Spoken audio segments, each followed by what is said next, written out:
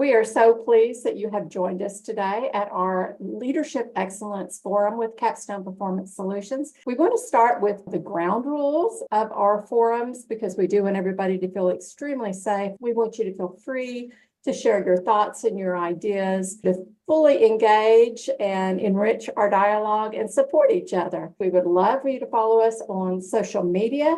If you've never used a QR code before, all you have to do is to put your camera up to the QR code. You're going to see a little yellow box surround it, and then you just press on that little yellow URL link that will pop up below that. Dr. Woodard. Thank you so much, Tammy. I am thrilled to launch season 2 of the Leadership Excellence Forum. We are so excited to be able to bring some really exceptional topics and special guests this season with you. And today we are kicking it off with exceptional leaders in the construction industry. They have tons of experience to share. But today, we're really focusing on entrepreneurs, small business owners, those of you who are ready to launch and grow your business. That's our topic for today. This season is going to be unique in that we are going to intentionally offer tracks that are related to specific industries. This is a psychologically safe environment. This is a place for leaders to convene, to talk and be transparent and have dialogue around critical topics that can help you be a more effective leader now and into the future. This is a place for you to learn and grow, try on some new skills, and to be able to ask questions and share your challenges, as well as opportunities to learn and grow and support each other as well. So we're excited to dive right in today with our special guest. Eric Thomas is the lead estimator and project manager. Eric is known for his Southern charm and his way of just connecting with people. And that's literally how we met. He came to do the replacement of our roof in my home. And I just found him to be a very warm, genuine, and sincere family-oriented person who I just enjoy doing business with. Eric has over 25 years of experience in the roofing industry, specializing in not just residential, but also commercial. He has numerous technical certifications and education in this space, but more importantly, Eric really knows how to make the technical things really simple for us novices who know nothing about roofing. And we really appreciate that. His strengths are in vendor and client price negotiating, strategic project planning, also training and development of their salespeople. So he's bringing a wealth of knowledge and experience to our conversation today. He has managed projects that exceed 135 million.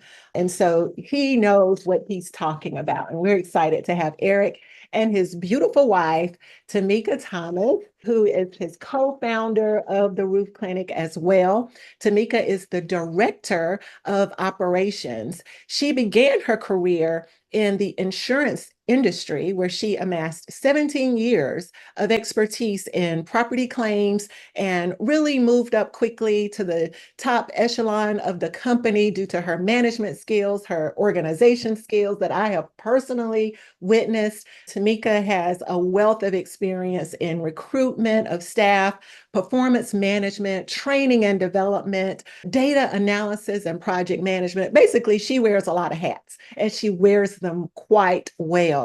Tamika also has over 25 years of experience and has also managed projects that exceed 135 million. And so we're just excited to have both of them carving out time to be with us today. So Eric and Tamika, welcome to the Leadership Excellence Forum. It's a pleasure and an honor to have you with us today. Thanks for having us. Yeah, we are super excited about engaging with you all today to talk about this very necessary topic. If you guys are ready to supercharge your business, I think that's what we're going to do today. Yes, Supercharge our business. Yes, I love the sound of that. So today we're talking about identifying your ideal customer avatar. And I'll just be honest, when I started my business 8.5 years ago, I said, everybody's my target audience. I can do leadership development anywhere and everywhere. And I learned over time that was not a smart move. That was not a strategy at all because we can't serve everyone. First of all, we simply Yeah. don't have the marketing budget to really serve everyone. And if we want to be strategic about who we're connecting with and building relationships with, we have to focus in with laser-like focus on who is our ideal customer. And so that's why today's topic is so vitally important if you want to grow and expand your business. Every month I come to you and I tell you my definition, my perspective of leadership excellence. But today I'm going to reverse that. I'm going to ask our special guests, Eric and Tamika, what is leadership excellence to you? I think I can take this one. So here at the Roof Clinic, I would say just providing continuous education to our guys, always making sure that they are up to date on the latest product knowledge and installation guidelines, which in terms that allows our customers to build confidence in any solution that we have for any roofing problem that they need or any problem that they experience in their building.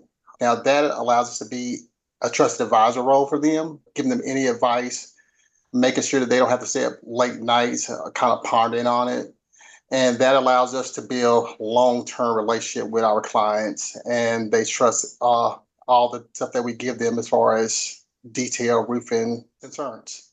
I love that you said a trusted advisor and building relationships. You know, I once heard someone say customers are one time, but clients are recurring. And I believe Yes. it's really important that if we want to have clients, because we need them to come back time and time again. So being a trusted advisor, building that trust, having a connection with them, as you so easily do with your Southern charm, Eric, that is so vitally important if you want to retain your customers. And that's important. After you identify them and attract them to your business, you want to be able to retain them in your business as well. So thank you, Eric, for sharing your perspective of what leadership excellence is. So let's delve into this topic for today of identifying our ideal customer avatar. Tamika, I'm going to address this question to you. What is your definition? We want to make sure we're starting off on the same page. What is your working definition of the ideal customer avatar? So, a solid working definition of the ideal customer avatar, and just moving forward, let's just say ICA for the sake of time. Okay, sure.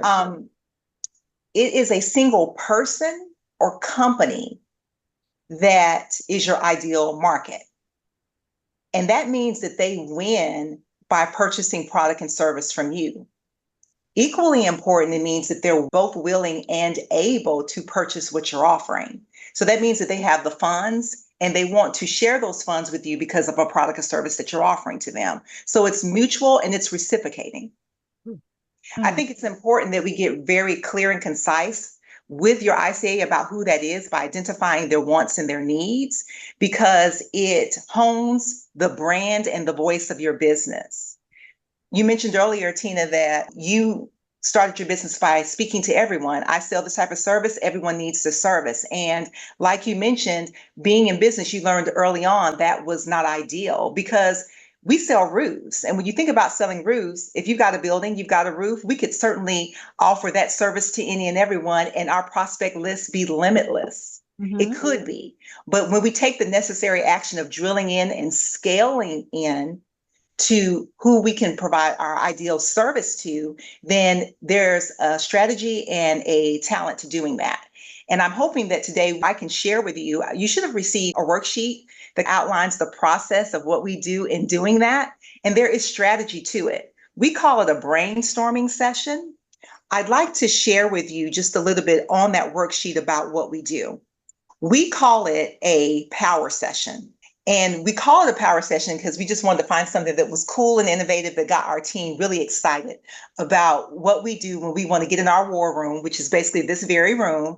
Eric says we lock the doors and we provide meals and we stay in here until we get it right. But it's not that graphic.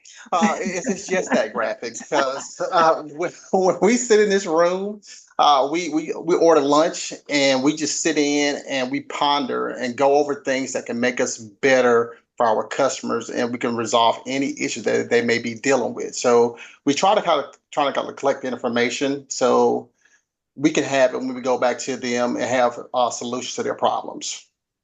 So And when we that's get in so this room, important, that you take the time out of because some of us business owners are so focused on product delivery, service delivery, that we don't take the time to do what's necessary to analyze who our customers are and what we need and how we need to adopt and adapt to their evolving preferences. exactly. Those preferences and needs aren't static. We have to stay attuned to the environment and constantly environmentally scan to see what's going on with our customers and how we can best serve them. So yes, I agree wholeheartedly.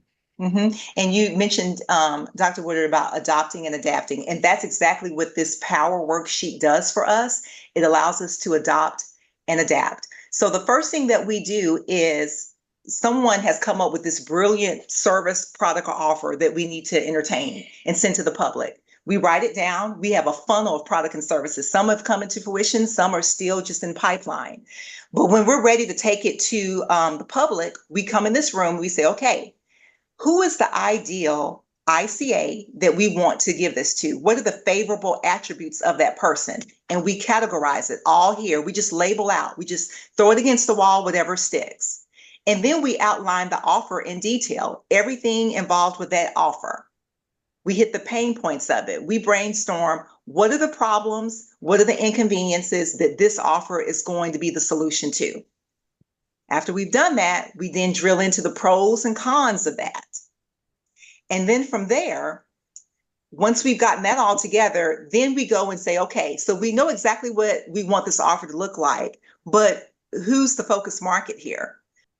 Okay, so once we've done that worksheet and done that preliminary work, then we go to our customer management system and we go back and look at those attributes of the ICA. And we go back to our database and says, who fits this profile? We pull one individual or company, and I make a phone call to that individual. I say, listen, this is a new product or service that we're interested in sending out to the public. I would love to get your feedback on these pain points, any additional stories that you can provide, any asset information that you would provide to make this more ideal to what you would want to use in your company. Most are willing and excited about the phone call, and they want that worksheet and they just have it and they tear it apart. The kind of information that we get back is gold. We think that we've done our due diligence in that room with the pain points, but when they tear it up and they send it back to us, we have a luminous amount of real-time data information of, I love your product, but I would love to see this. Can you add this? Have you considered this? So then I get back on the phone with that individual. I do any clarifications with them. We come back in the war room and we craft that offer to a specific need. Not only do we have a direct ICA that we're speaking to because they helped us craft the offer, but then I go back into our CRM and I pull like individuals from that trusted network that I identified from that one, and I find more similars to it. They give us referrals, and then we go to cold calls from there. So we have 3 revenues, 3 prospect lists that we had developed just from that one worksheet. From our hot leads, which are people we're already doing business with, already have relationships with, from referrals of that hot lead list, that's our warm bucket. And then our cold list is those same attributes. We've gone and gotten a list of people that fit that profile, and those are going to be our new clients. That is our new customer prospecting list that we're going to market to for this new offering. We rinse and repeat the same every time we have a new offering that we want to institute. And the information that we get and the way we are able to craft our marketing, craft our communications, it's just boundless, because when we send out this information, they feel like we are speaking directly to them, which is what we are doing. We want them to know that they are top of mind with us. When we present a product or service, they are top of mind, and that we're creating these things to enhance their building capacity. So it's, again, a reciprocating relationship that's ongoing. That's pretty much in a nutshell how we identify our ICA, which is important to know. How you start your business for new startups It's very different on where it's going to be 3 months, 3 years, 5 years. That's why every time you get a new product and service, it's important to go back to your power session and do this, because your ICA is going to evolve and change with your business. Yes. And for those customers who participate in the session, we give them a free service too, so they can experience it for themselves. And that way they'll go and share that with other friends. But what people don't realize is all the ICAs, they run in circles. Yes. If you provide a service to one, they always have another building owner who they're friends with. And then you find yourself getting passed around to different ICAs. And so that just expands your market and helps you grow even faster. Wow, wow, and wow. I'm just fiercely taking notes over here. This is amazing. This whole process, it's complex, but Yeah. it's necessary. And I'm going to raise my hand, you all. I'm going to raise my hand and say, I don't do that. I do not do all of that. When I introduce new products, I'm so thankful for you all sharing this information because number one, we've learned several things here. We must have a CRM that we are actively using. We are Yes. businesses. Some of us are just launching our businesses. And let me tell you, an Excel spreadsheet is not going to cut it. You no. have to have a CRM to be able to manage. Did you hear Tamika talk about how she selects people from her CRM? That means they have one, they're utilizing it, they're building onto it. Every time they meet a new customer, they're adding that to their CRM. I also heard you talk about testing and experimentation.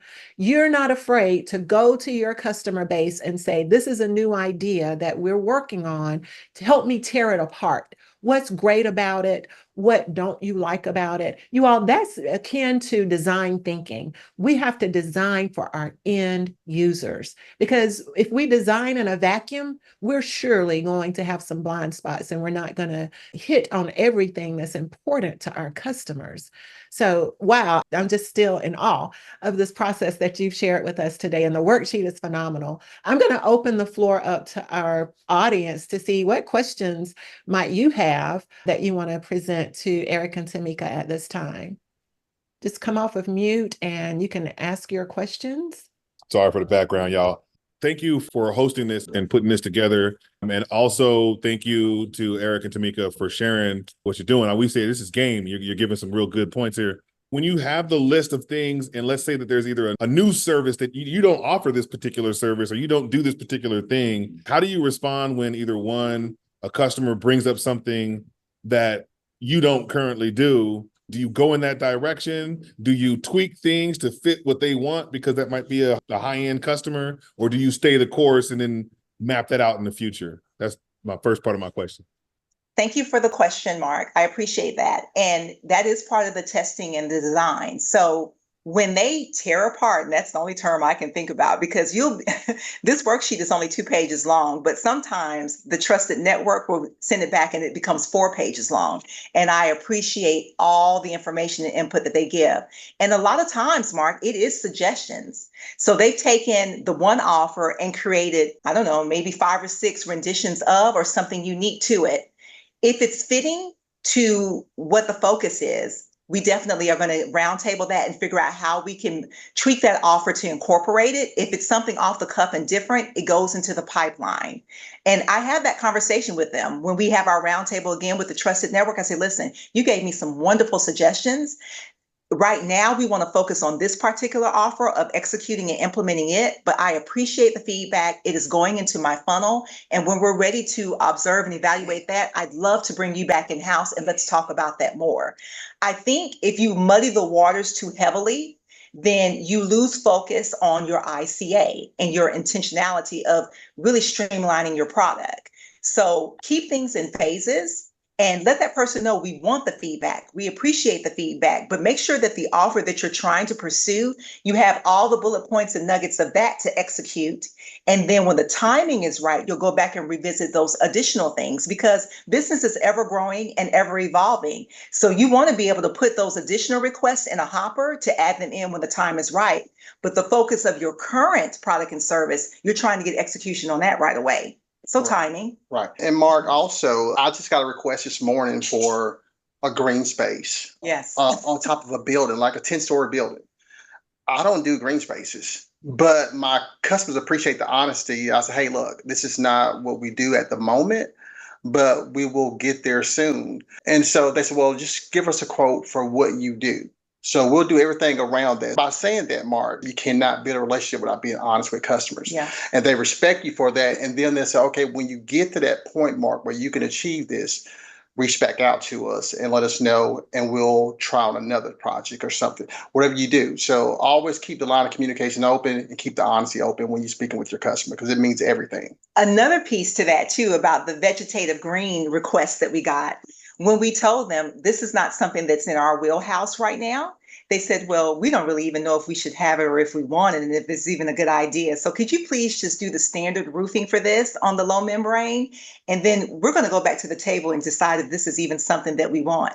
So now we're getting ready to have a discussion of why we don't even think that's a good idea for them and give them some resources on when we talk about the structure and the foundation types of roofing, having vegetative space on that, it's a whole can of worms that you don't want to entertain. So trusted partner, right? Ongoing relationship, respecting our expertise. And now we have the partnership of bidding that roof, getting that project. And that's something along the lines later. They now trust us and they're taking our thoughts and perspective into how they're going to construct their next building. So it all goes hand in hand. That's good. Thank you. You're welcome. Excellent. We had 2 questions that were submitted as a part of the registration for this that were all about data and how we gather data. And I heard you say you reach out to your customers. How are you collecting data, Eric and Tamika, in a way that allows you to go back and analyze it and utilize it to develop new products and services? So in development phase, this is our core application of what we do. But once we've decided, okay, we are ready to execute this offer, then we put target markets around it. We put numbers. We want the return on the investment to be X. We want the amount of prospects to be X.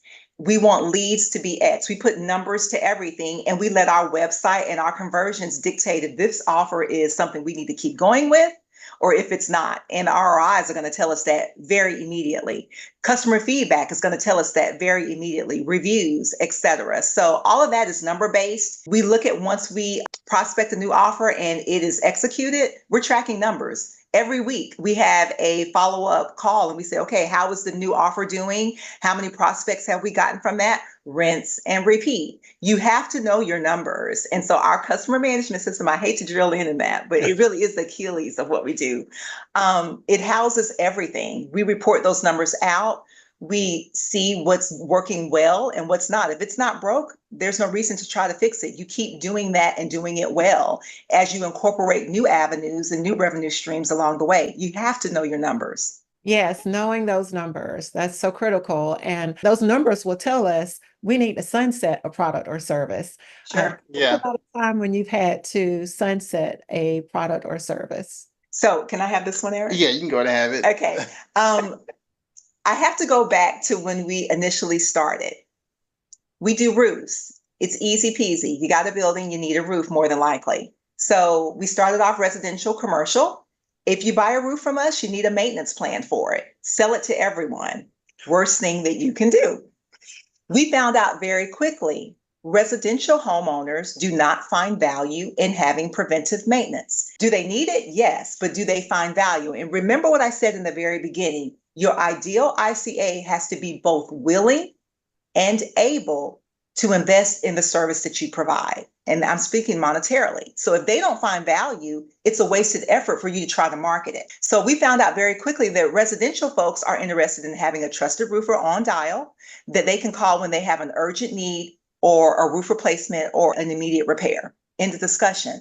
But we found out very quickly that our commercial industrial clients, I'm talking about your warehouses, your skyscrapers, et cetera, they absolutely value and understand the substantial investment in preventive maintenance. They want to hold off a premature roof replacement as many years as possible. So they want to invest on the front end, do all that you can to make sure that this roof is sustainable for as long as possible before I have to write a $300,000, $500,000 check to replace it.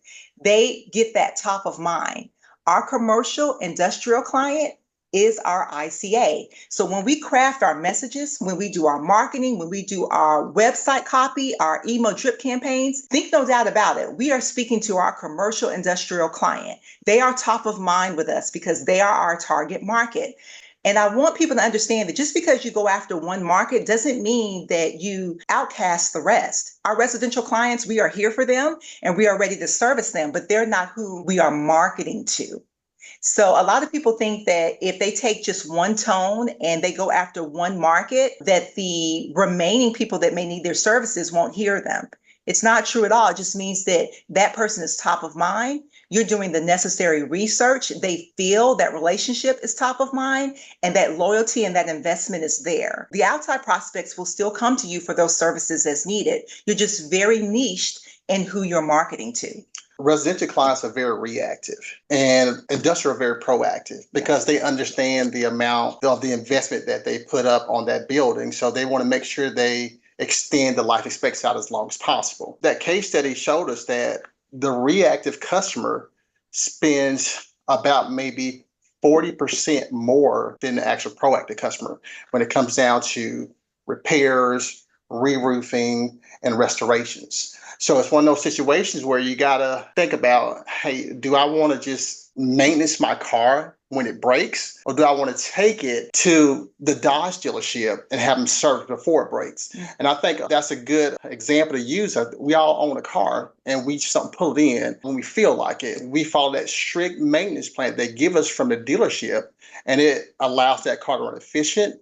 And we can get the full life expect out of that product and keep it for a very long time. And that is how we look at what we do on a commercial versus a residential standpoint. Right. So, and will you just share with our audience how long you've been in business? We're going into our 13th year. 13th year. Mhm. Okay. Because I've known you all for quite some time. When I first met you, you were only residential. Yeah. Right. When I think about businesses and small and medium-sized businesses, we're trying to grow and scale our companies. And sometimes that may mean shifting our strategy. You all successfully, very successfully shifted your strategy. As you mentioned, you didn't omit your residential, but you added commercial, and now commercial is really probably your primary revenue driver. You all are constantly learning and researching and staying abreast of what's really going on in your industry, and that's critical for us as business owners as well. Yes. But what's the impetus behind your shift in your strategy from purely residential to residential and commercial, and now it's grown so much that it's mostly commercial now? What was the impetus behind that shift in your strategy? I just think it's the market. Sometimes the market forces you to change. Yeah. You got to look at where your market is going. On the residential side, it is so much, what's a good word for it? Just people don't understand the value of a good contractor. It's a lot of, just underhanded money being passed around on that side of the industry. And it's all about the cheapest price. You got to understand the value of your service, your product. And we took that and we said, okay, that industry is starting to go down. So we need to shift to an industry who appreciate and values what we do. So we come to find out that the industrial side really appreciates the actual service plan that we put out. First, like Tamika told you earlier, the residential, they don't understand it, and they rather sit there and wait for a problem to occur to give us a call. So it's just based on the market sometimes allows you to shift and look at which direction it's going in. And if you continue to follow that direction, you'll be forced to change, and it could probably put you out of business. So that's why we said, hey, residential is more profitable. And that's what we shift our focus to, and that's what we market to. Yes. I mentioned at the beginning of our conversation the importance of constantly doing an environmental scan. We have to stay apprised of what's going on in our industry. We don't want to be offering a BlackBerry when everybody's moved on to an iPhone 16, right? We have to stay apprised in terms of what our customers are seeking and anticipate their needs, and then offer a product or service that exceeds their needs. One thing that I do admire about Steve Jobs is how he would anticipate the customer's needs so much that he would tell us what we needed before we even realized we needed it. That's And it. he would show That is us it. that That's we needed it. And Mhm. so we have to be so attuned to what's going on environmentally in the marketplace and with our customers, and so connected to them that we can anticipate their needs and even show them, you do need this. You do need a maintenance plan on your roof. Show them what they need before they even realize that they need it. So that requires a deep understanding and connection with your customers. Yes, it does. Yes, yes. Okay, so at this point, what are some takeaways? I'm taking away so much, and this is for everybody. You can come off mute and just share what are you taking away from this really great conversation we've had with Eric and Tamika today about identifying your ICA. Anyone want to share a takeaway or two? My comment is just very, very quick, and that was just the reiteration how important it is to follow that strategic strategy as you build your business and just really fine tune your processes. So that was just very encouraging. I'd like to say, I appreciate the information that you all shared today. It was very helpful. And also in how you're able to just grow your relationships with your customers. As with any company, your customers, they're the ones that pay the bills. It's nice to see that you all are able to make your business thrive by retaining your customers and also growing your business through innovative ways, like adding different products and services. That's very helpful. I look around in my company and you see some of those same things, even though we don't do roofing. I think it's very important that you do those things in order to thrive as a company. Absolutely. Jonathan, it just really goes back to what Eric and I say all the time is you don't want to speed date in your business. No, You want to date to marry. we want to give out rings in our business. Yeah. I love that.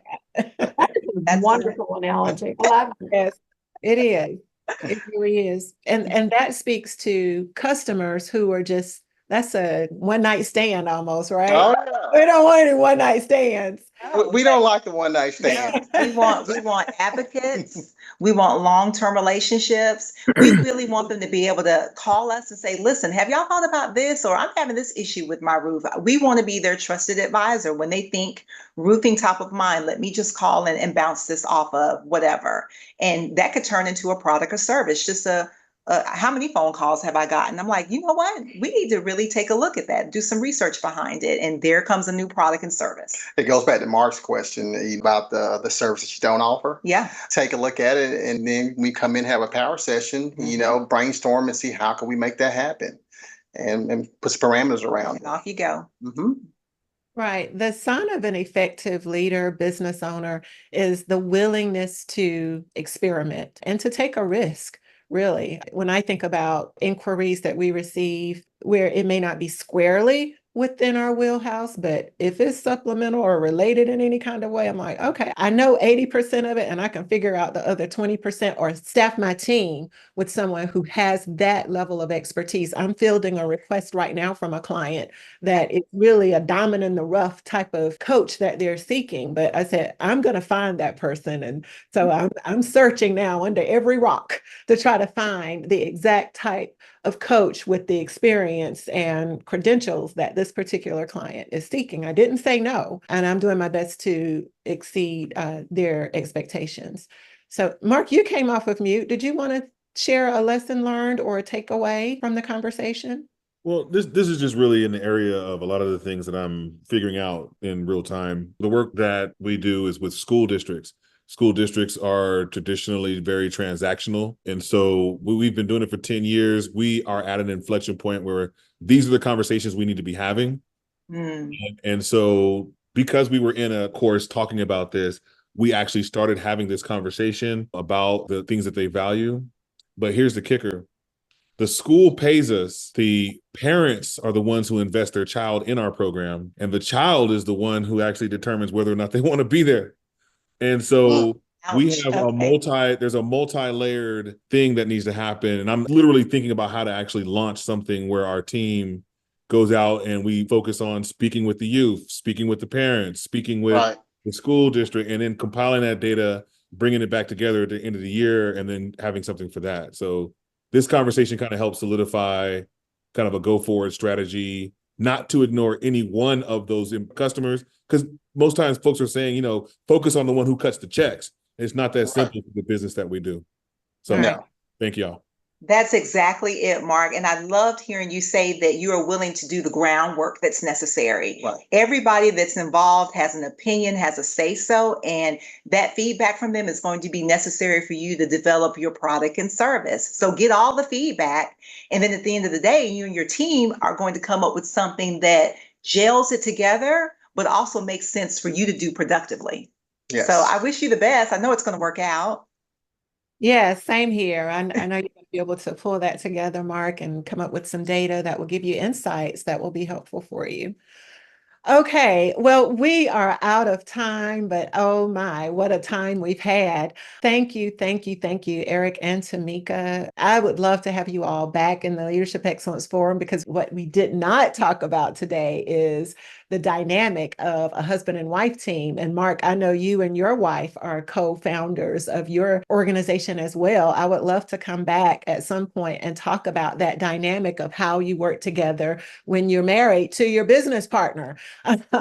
Oh, Mark, that's a whole episode now, sir. Look, listen, you better have a therapist on call. Don't just do stuff like that.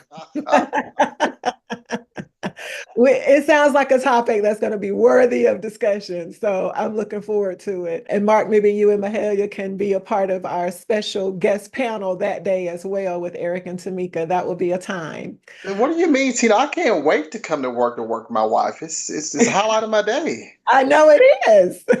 Tammy, would you like to go ahead and do our door prize? And Absolutely. So the door prize for today is going to be Capstone's Daily Excellence Journal. So let's spin the wheel and see who's going to win today. Tahara Hubbard. Tahara, okay, wonderful. Congratulations, Tahara. Before we go, I wanted to share our QR code one more time. So again, just point your camera up to the QR code and you'll see the little orange square pop up around it, and follow that URL. And that way you can follow us on social media. And don't forget to share your posts online as well. And I would encourage you to join our next forum. It's going to be scheduled on October the 17th on Thursday from 11:30 to 12:10. Thank you very much. Thank you Thank all you for for joining us today. Thank you again, Eric and Tamika. I'm Dr. Tina Woodard, helping you make daily excellence possible. And until next time, go out and be great. Thank you all. Thank you.